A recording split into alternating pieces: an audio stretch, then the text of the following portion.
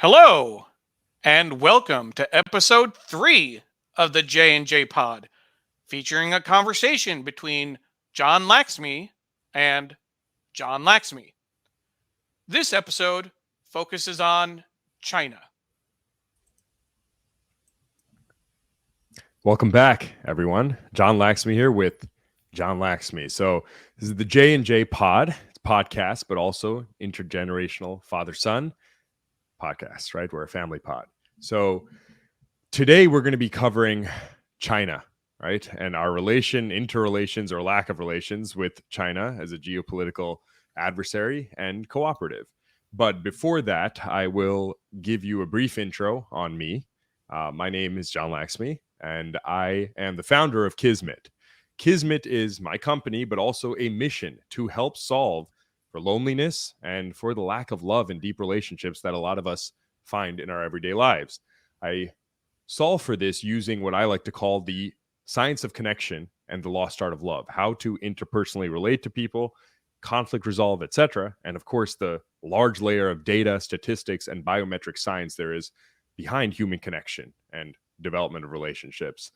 Before this company, I was working at the CIA's investment arm, their venture arm, specifically focused on human performance, human behavior technologies, but did a lot of work in the advanced materials sector, in the neurotechnology sector, and we spent a lot of time talking about China, right, as the number one risk that the US faces, which is not talked enough about, I think, in mainstream media.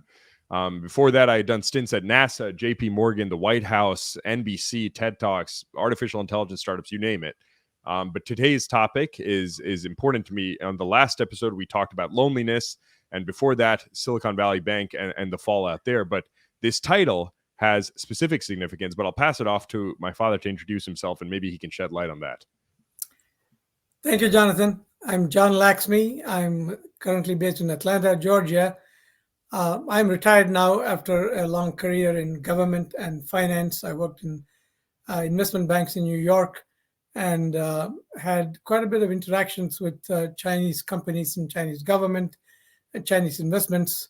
And this is a very, very important topic for us to discuss because in geopolitically and in our personal lives, we are now deeply connected with China. And the topic of this chat is the morning after, because it's really discussions about how we came to sleep with our enemy. And this is the morning after, or after a bout of heavy drunken night, we wake up and now we are wondering where we are and what we should do about it. So, and Jonathan has experience as well with this topic, and we thought that we should really make our audience aware of the major issues, and then we can prompt additional questions and deal with this in additional podcasts. So I think we should kick it off with really how to get. I think you laid it up pretty well, because if anything, I'm a specialist when it comes to the night before, but I've had my own fair share of complications with the morning after. So on that note, I'd love to know your take, just kind of to set the stage. How did we get into this position to be in bed with, I won't call them the enemy, right? Every relation is complex, but how do we get into this codependent kind of conflicting position with China? Well, there's a good bit of history to this, and it started quite almost half a century ago. And after the World War ended, we thought that we were going to settle down and really focus on prosperity and peace. But then we got into the Cold War period, when we thought that the Soviet Union was becoming a major adversary, and we had gone through the Korean War in the 1950s, and then we got to the Vietnam War, and our government was quite in a position where we were the superpower in the world, but there was also the Soviet Union around, and China was going through the throes of the revolution at the time. And primarily statesmen like Kissinger thought that it was very important for us to really, in geopolitics, very important major powers have always tried to make sure that if they had any adversaries, they don't gang up against us. that they have issues between them, but not against us. They don't get together against us. And so Kissinger made secret trips during the Nixon administration, met with the Chinese to try to see if we can really co-opt them in a very cooperative relationship where we would really help them get out of the morass that they were in by that time. And we thought that they had the potential perhaps for reforms and becoming much more like us. There was not a lot of idealism to it. Kissinger was a pragmatist. And so he set up the stage for a long period where we would engage with China and they would really partner with us. And that way we could actually contain the adversaries into one bloc, the Soviet Union, for ourselves. Then, a lot of people were objecting to this. After all, we were the capitalist country. We were the symbol of capitalism, and China was the communist country. How do we do business with a communist country? A lot of people came up with some interesting academic, principled support for this whole thing.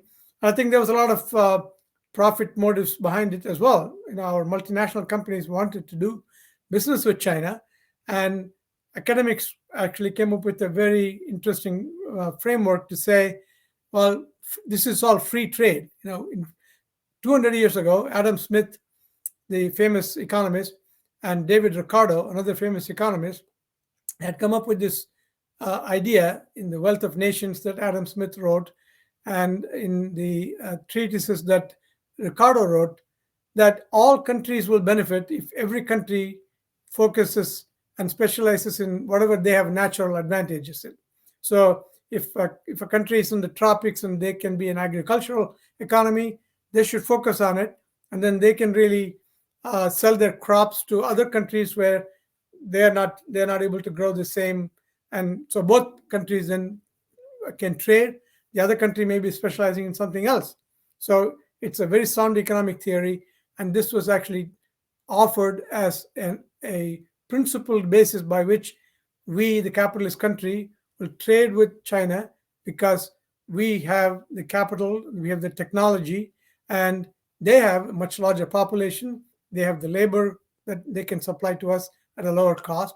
And of course, our multinational companies definitely wanted the markets there as well as they wanted the lower cost.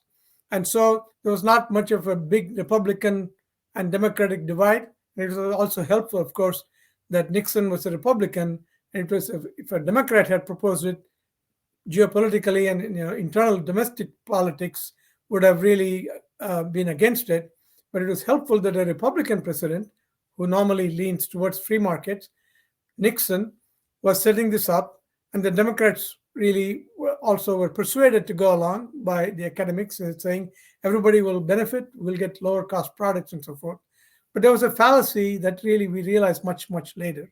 The fallacy in this free trade principle is that it only works when everybody is on equal terms. Not only was China a communist country and we were a capitalist country, but even 200 years ago when David Ricardo proposed this theory, he pointed out actually that England at that time had become the textile capital of the world because they had the machinery to run textiles. And he proposed that a country like Portugal can specialize in making wines, and they can then export the wine to England, and the England can then export the textiles, and both countries would benefit. Guess what? England at that time was a major colonizing power, so they actually were the colonial masters of India and Egypt, where cotton was grown. So they could simply take the cotton from those countries, not at free market prices. They could get the cotton literally off the backs of the people who worked in those countries, and then use their textile machinery to make textiles, and they export them back to those countries. That's not really a fair trade. That was really based on unequal partners. And Portugal, they never had a export market for wine at the time. So they never really developed into a powerhouse in the wine business either. So this was actually a flawed economic theory which works with equal partners, but not with unequal partners. That's how we ended up in this mess. We got into the partnership with China, and then it went on for a few decades. We got some benefits out of it, and now we are in a mess. And there are other analogies that I can help explain this. Another thing that we use is outsourcing. We are outsourcing Okay. manufacturing to China, and we benefit from it. Outsourcing is not something that benefits us if we do to an extreme level, and we've seen that now in space. Sure. Okay. So yeah, let's get into some of the specifics of how China is out competing the U.S. Right. We've given some of the history around this, but I think that there are very key areas. This is more insidious than just an economic issue. Right. This goes beyond the tariffs and the trade embargoes, et cetera, that we currently hear about in the news. So some of the key areas, right? China has come out very explicitly with a 10-year plan, made in China 2025. And the sectors that are listed here they're like tentacles all linked to a similar octopus, right? Now, key areas where China is out competing, right? Materially, the US. They can say it's something like IT. What does that really translate to? It is AI, right? Artificial intelligence. Now, China is a unique entity in the way they govern, in the way they run their economic policies, in the way they run their military and defense budget. There is a civil, national, military, and academic infusion that is unprecedented, first of all, across any, unless we go back to the Roman Empire. And it is not the same way that the powers that be in the US, right, with our different branches and our separation between private industry and public jurisprudence, right? There's a difference in how we operate. So when you look at these industries here that are listed, China is able to get data on its private citizens, right, with complete censorship. They can take whatever they want, and that also translates to other industries. So think about genomics, right? Biomedical industries. So much of what we're seeing now in innovation, you can think of CRISPR, right? Gene editing, gene sequencing, is driven by AI, right? How to take large troves of data and machine learn or use algorithms to parse through that data to surface certain alleles or proteins or molecules that can help people live longer, can help stymie disease, right? And what are the offsets and offshoots of these types of innovations? One, on a pure national defense and military level, they can get their soldiers to perform better, right? That's the first thing. That's on a very direct basis. The next thing is, and of course, this comes from a bit of the bias of working with the CIA's venture arm, but national security nowadays, it's not a war of economics, right? It's not a war of military warfare, right? Hand-to-hand combat. It is a cyber war. It is a war on information and access. So when you look at these different industries that China is putting a lot of money into, where they can nationalize a company, they can steal IP and it's not stealing, right? That type of machine is something that we cannot compete with just private innovation. So they're working on AI. They are signaling to the world that they are the leader of the green revolution. Right? By 2060, they plan to be carbon neutral. Only recently, we finally have a bipartisan bill that is about $280 billion to fight with industrial innovation here. You think of advanced materials, our equipment, our medical grade equipment depends on these rare earth elements, neodymium, lanthanum. These all come from China. We have a supply chain dependency there as well. When it comes to AI, IP and papers that have come out in China have outpaced the US for the past 10 years, right? All of these areas provide risks for us. 5G, they have access to a mid-band spectrum that we are not competing with, right? Think about this. If your download speeds for information are much higher and upload speeds to satellites, are you not better equipped to disrupt cybersecurity systems? So this is much more insidious than just going in the South China Sea and showing some bravado about Taiwan. Right? They are building this new Silk Road. They have put $8 trillion into infrastructure. They're putting $800 billion into the Middle East and saying that it's to allow for better trade. They are buying equity stakes in media companies in the US to promote, not only through TikTok, but their information agenda. So this is a war of dominance. It is a slow war. It is an information war, and it is a propaganda war. But I would love to know, when you're thinking about this, is there a reason we have this title, right? The morning after. Is this just natural geopolitical wills? Is this what has been going on, as Kissinger said, for a while, and it's a matter of negotiation and politicking? Or is the reason we're in this partially driven by our own actions? Well, our actions are driven by our values, and China's actions are driven by their values. And it's an unfashionable thing to say these days that our values differ from some other countries' values, but it is the truth, in my opinion, that we have liberal values that we don't share with China. A long time ago, there was a very important book written by Samuel Huntington. Called The Clash of Civilizations, in which he put forth this idea that there are civilizational differences among countries in the world, and they are at play in deciding global conflicts and dominance and so forth. And people found it very difficult to accept it because we have also this idea in our mind that people are all the same everywhere, and we all share the same objectives and values and so forth. But I think we do have to realize that in the way that we evolved, countries evolved, nations evolved, there is differences that develop over time, and we have developed these different types of. You mentioned how their government can get all the information from their citizens, and their citizens accept it. They're not revolting. Here in the U.S., if we did this, there would be a real conflict between us and our government. I think that when Kissinger is a pragmatist.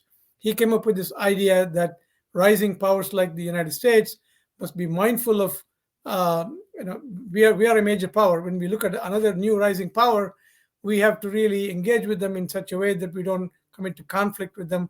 We accommodate them in one way or the other. And we have tried that. We tried that for 30 years, and we have actually gotten some benefits out of it. But I think now we are coming to a stage where we didn't give them the industries that they actually took over because they have a natural advantage. Ricardo's economic theory said nations that have a natural advantage should focus on it. They did not invent machineries, and industrial revolution came from us. We dismantled our own factories in America, put them there in order to take the labor advantage from Chinese, and that is not really based on free trade principles. It's based on commercial advantages that we thought we got for a while. Now I think we are now in the morning after. We have to reassess where we are, and this is not something that everybody reads about in the mainstream media. And I'd like to know from you, what do you gain? You worked in the CIA venture arm and got to know something from the inside. What do the general public know about this issue? Yeah. I mean, I won't get to my conspiracy theories about COVID and its origins, but what I would like to say is, obviously the new director of the CIA, William Burns, was appointed through Biden. And we get back to that insidious agenda that I'm talking to. And this is, we almost can't call it insidious when the US is positioning itself relatively weakly, right? As a strong nation, as the most powerful nation other than the US, China is building, right, an army on all fronts, right? Not just geopolitically on military grade equipment and investments in that, but when you think about the way to assert dominance in today's geopolitical landscape, right, it is not a single pronged effect. You no longer can be the richest nation, the US, that is the new nation away from Big Daddy England, right? You can't just have nuclear powers, right? There are several countries that have nuclear proliferation now. So this is a matter of information. What is the data? And you see this in microcosms when you look at the insidious effects that occur at home that we alluded to in our last episode, right? How does big tech, how does government, right now you see them switching back and talking about how the vaccine has these effects, right? Big tech is talking about how they want to affect people and whether they should use technology or shouldn't use technology. Information, right? People are the assets, what people believe. So there's misinformation, there's disinformation. Mainstream media on both sides of the aisle are not covering this in the way of talking about it from China's agenda. We talk about localized aggression in the South China Sea, mainland China saying don't use Taiwan. That's not the issue here. The issue is how are they converting other nation states to take the tide against the US, to see US as a moral enemy, right? This is no longer just all relationships are complicated, even at the individual level, right? We're not going to just immediately stop trading with China just because they employ young children, even though shouldn't we, right? To some extent. But when you think about that complicated relationship, the way you gather support is by getting other heads of states to support your agenda in private. And you do it through the vehicle of we are just investing in your nation. Oh, the US is out of Afghanistan now? Okay, we will help you. Oh, Russia's against Ukraine and the US is helping Ukraine. Well, Russia, what's your side of it? Right? This is how the Axis powers developed back in the day, right? So history is repeating itself, but the war now is on technology. And we see a blind eye to that, right? How many people in Gen Z are going to say they want to stop using TikTok, right? You're seeing it at a state level and local governments. I couldn't use TikTok then. Now I'm on TikTok for 10 hours a day, right? That's how I'm able to talk about these things when it comes to loneliness. So I think mainstream media is missing the discussion around the agenda, which I think is they don't want to make people afraid because we're also in bed with China in a lot of ways. So I want to know when it comes to your specific experience, have you dealt with China? Right, you're talking about Kissinger's experience from a political landscape and this political theory, but have you dealt with their government and their companies? Yes, I worked in finance for a long time in New York. When I was at Morgan Stanley in the early '90s, that's when we, really started to engage with China quite a bit. Morgan Stanley itself opened a beachhead in China through a joint venture we set up with a large financial institution in China called CICC. And at one time, the management of Morgan Stanley actually asked me to go and run that joint venture. And at that time, I actually, you were just born at that time. And for both family reasons, as well as I told the management of Morgan Stanley that, I don't speak the language and I thought I couldn't be as effective going and working in the joint venture. And when I mentioned it to my boss that I was turning down that offer, he said he would go. Actually, my boss went to take that job. As a personal investor, I have made investments in companies like Alibaba. Unfortunately, I lost money just last year when the government turned against the company, and many technology companies really got affected by a quick turnabout that the government did. So all my experiences with China tell me that there are very smart people in China, but the government of China and the institutions in China generally engage in relationships with much less transparency than required for true partnerships. They're generally much more take than give, unfortunately, in the experiences that I have had. And so we really have to really think carefully about what we should do with China and think about really what are the areas which are most critical for the US to invest in making sure that we remain competitive with China. Sure. What do you think about that? Yeah, no. So I think that's a great point, and I think that there's some nuance around that. I think if anything, I want to make your point stronger, which is that the Chinese government, right, as a whole, is trying to destroy the US. They are trying to beat us. They are trying to win. Now, are there going to be certain multinational corporations, certain individuals, certain great politicians who see a world where we can have free trade and engage together? Yes, but if you have a system that is corrupted by tyrannical power, you cannot trust the individual entities. You've talked about some of your business deals with me where if you are doing business in a country where the government can at moment's notice take over private enterprise, unfortunately, you cannot do business with that private enterprise, especially when the government's agenda is malevolent in relation to you. So when we think about as a country, as a people, right, where do we invest? Now, the first thing is you're starting to see some companies that are either backing out of some business with China. We're using different factory production and we're trying to move out of China for different offshoring production, but that's not enough, right? Because this is a national security issue. So the government, we can't compete with a country that infuses its companies with its government, where any academicians, you can take a PhD there and force them to work for a company. Whatever IP comes out of that company, the government can nationalize it. Right? If there is that type of funnel in the US, would a company like that, I mean, to some extent, the government and big tech company, they do share data, right? But can a company go and just be forced to give their IP to the government? on principle in the US, no. And that puts us, unfortunately, at a disadvantage. So the government has to step up with funding to address this issue. Certain areas that are tactical when it comes to advanced materials, the more we depend on these rare earth elements, we will not be able to compete on a medical facility level, on a medical grade equipment level. That is the core of our nation, the health of its people. When it comes to AI, a lot of our innovation is still coming out of private industry, right? Back in the day, DARPA came up with the internet, right? The US used to be a fulcrum of innovation with AI. We need to pour more funding into that. When it comes to genomic data, CRISPR, all of that has to do with not just the longevity of our soldiers and their ability to attend to the nation's affairs. It's also our people, right? If you have a sickly nation, a nation that's 30% obese, when push comes to shove, they're building their military. It may seem crazy to be attacked on stateside waters, right? Let's not forget Pearl Harbor, right? This is how it starts. William Burns, the director of the CIA, said that China will be war prepared and battle ready by 2027. And so it starts with this malevolent type of agenda where they first invest in information technology. They have the signaling to the world that we are a green country. We are trying to help with climate change. We are trying to be carbon neutral and just trying to help people with our innovation. When inside they are making these moves, they're investing in infrastructure like we don't. Our infrastructure is struggling at home. You know this well, Dad. So actually, on that note, I'd like to pass it off to you to say, what should we do, right? What can we as a nation do to help deal with this issue, and what's likely to come from this? Well, there are several things that we should do and we can do. I think the first thing is to really, we made a very, very bad decision in putting a lot of the manufacturing into one country. Now we are realizing it.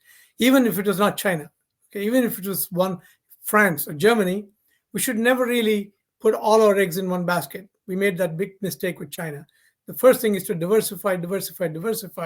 It's not just Vietnam. It's not just India. What happened to Mexico? We had in the 90s, we had an important free trade agreement between Canada, America, and Mexico called the NAFTA agreement. So we could actually use the labor in our hemisphere.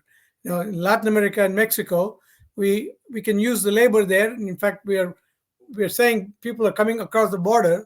They're coming here for the jobs that we have here.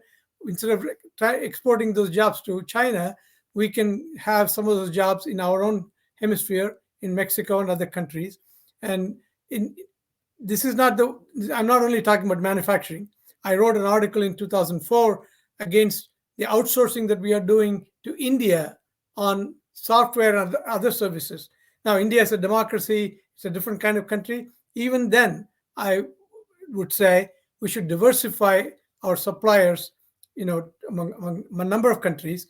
And we have a history of really being strong when it comes to dealing with other countries, rising nations. When we were a very young country, during Jefferson's presidency, during those days, the European powers, their sailors, their ships used to be constantly harassed along the African coast by pirates. And Europeans used to pay tributaries, ransom to these pirates. Jefferson said no. America said no, we will not do that. That was the reason we built a navy to go to war with the Tripoli Wars, as it's called. So we have always taken a stance that we don't simply just, deal with just for the sake of trade or anything. We are a principled nation. I think we have to regain our footing as a principled nation, 100%. And then really look at really what we need to do, and we have to really look through carefully. What do we need to do? Is this solely a private initiative, sure, private companies, or what the government needs to do? Sure. So I'd like your thoughts on where we need to start. Yeah, no, I mean, I think we should probably wrap up on this note, which is that this is not just an individual's issue or a citizen's issue, right? If anything, we are part of the issue by dealing with ingesting Chinese technology. But I would like to make a point when it comes to how China is going about spreading this message, right? And they're spreading this beyond just their stateside influence and what they're doing through CCTV. But look here at Global Times, right? State-sponsored media, Republic of China. This is how they frame their initiatives to the world and to their nation, right? We are just focused on China. We are the big bad aggressor.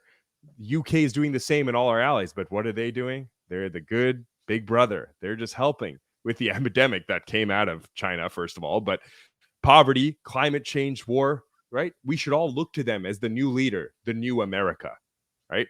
So this is a matter of, like you said, remembering our roots, remembering our morality, and understanding that sleeping with someone doesn't mean you love them, but at the same time, it's okay to sleep with them on certain criteria, which is that they will be an economic ally to some extent, but we have to understand what their agendas are at large. We cannot be freely doing business with them and then be worried that they're aggressing in the South China Sea, that they're taking over different companies and then stealing our IP, inflating their currency, etc. So I think a consciousness about this is more important, because I don't know if mainstream media is going to cover this in the near term.